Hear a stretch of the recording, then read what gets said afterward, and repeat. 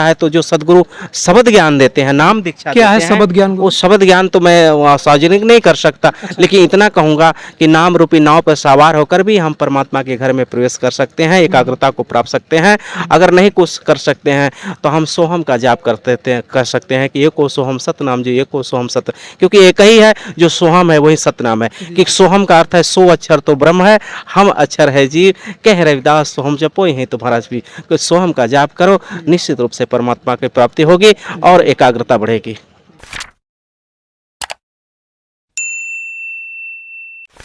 है कि हम लोग अपने मन को कैसे निर्मल बनाएं?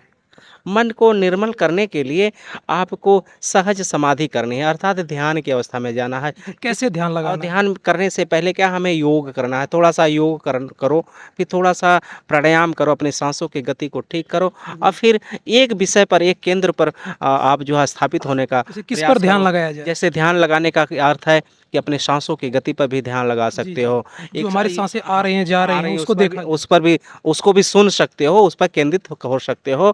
और साथ साथ अगर नहीं कुछ हो सकता है तो जो सदगुरु शब्द ज्ञान देते हैं, नाम दीक्षा क्या है देते हैं, शब्द ज्ञान वो गुरु? शब्द ज्ञान तो मैं सार्वजनिक नहीं कर सकता, लेकिन इतना कहूँगा कि नाम रूपी नाव पर सवार होकर भी हम परमात्मा के घर में प्रवेश कर सकते हैं, एकाग्रता को प्राप्त सकते हैं।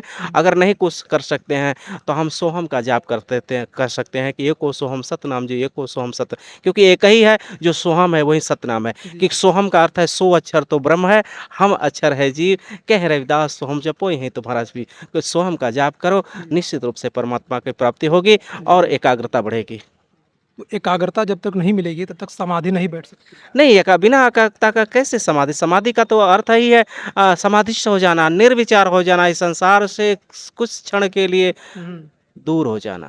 तो समाधि हमारी जो आम जनता है वो कैसे करे, शुरुआत कहाँ से करें, हम ये जानना शुरुआत करने का वही मैंने कहा ना कि थोड़ा सा पहले योग करें। चाहते हैं। जी, कौन सी योग करें? अब योग में कई जितना उछल कूद कर सकते वही योग है, लेकिन अगर सद्गुरुओं के साथ करना होगा तो योग का अर्थ ही होता है जोड़ना, जी, और जी। जोड़ने का अर्थ होता है अपने शरीर के साथ अपने सांसों को जोड़ना, जी, जी। और वो जोड़ करके फिर अपने सांसों की गति को कंट्रोल करना, अर्थात प्राणायाम करना। जी, जी। और उसमें अनुलोम विलोम, कपाल भारती तमाम होती जी, है। जी। उसके बाद फिर हम एक नाम शब्द को लेकर के एकाग्रता को करेंगे, और अंत में इस नाम शब्द को छोड़कर पूर्ण तरह से शून्य की अवस्था में जाएंगे, समाधि के अवस्था में तो जाएंगे। तो हमारी हमारा ज्ञान, हमारी जनता पहले योग करना सीखे, फिर उसके बाद तब प्राणायाम करें, प्राणायाम करे। फिर ध्यान करें, जी, तीनों को प्रॉपर करना पड़ेगा। जी, जी। क्योंकि बहुत सारे लोग हम देश भर में जाते हैं, बाहर दूसरे मुल्कों में भी देशों में जाता हूँ, जी, जी। तो लोग कहते हैं महाराज जी मैं तो ध्यान करता हूँ, लगता नहीं है। हम्म, तो होता क्या है कि कभी मनुष्य का स्वभाव है, कभी योग करेगा तो ध्यान नहीं करेगा, अगर ध्यान भटक करेगा तो जाता है। योग नहीं करेगा।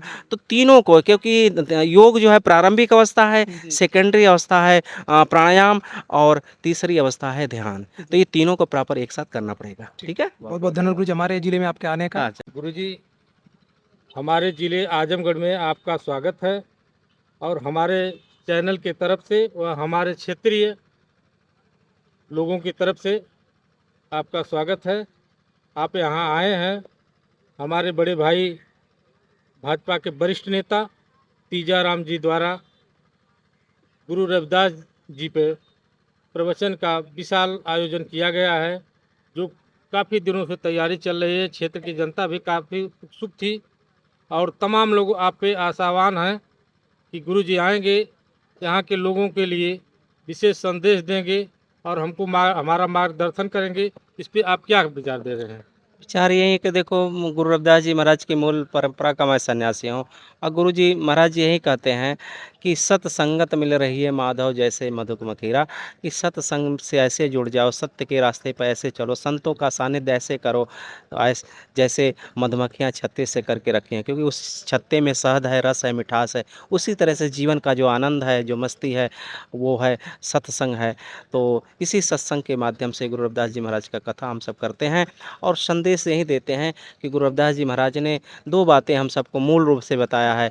कि पहला तो कहा है कि मन चंगा तो कठौत में गंगा, कि मन की पवित्रता में सब कुछ है। मन जितना चंगा होता जाएगा, मन जितना निर्मल होता जाएगा, वहीं उतना ही हम समाज के लिए, राष्ट्र के लिए उपयोगी होते जाएंगे। क्योंकि अगर मन चंगा नहीं है, मन पवित्र नहीं है, तो हम अपना को भी अपना नहीं बना पाएंगे, मेरा अपना भी हमसे दूर हो जाएगा। और जैसे ही मन पवित्र हो जाएगा, वैसे ही हमारे जीवन में गुरु रविदास जी महाराज महाराज की एक वाणी है और कि प्राणी क्या तेरा क्या मेरा, जैसे तरवर पंच बसेरा, जल की भीत पवन का थम्मा, रक्त बूंद का गारा, हाड़ मांस नाड़ी का पिंजड़ प्राणी हाड़ नाड़ी का पिंजड़ पंछी बसे बेचारा, प्राणी क्या तेरा क्या मेरा। मतलब तेरे और मेरे का भाव दूर हो जाएगा और हम शाश्वत सत्य को प्राप्त कर लेंगे।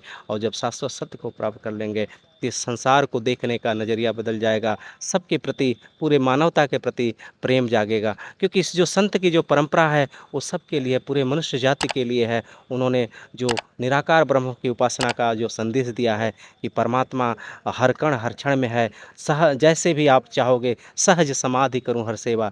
जितना भी सहज भाव से समाधिस्थ होकर के भगवान की भक्ति करोगे उतना ही आपका जीवन आनंदमय होगा और सबका जीवन आनंदमय होगा, सबके प्रति सद्भाव रहेगा।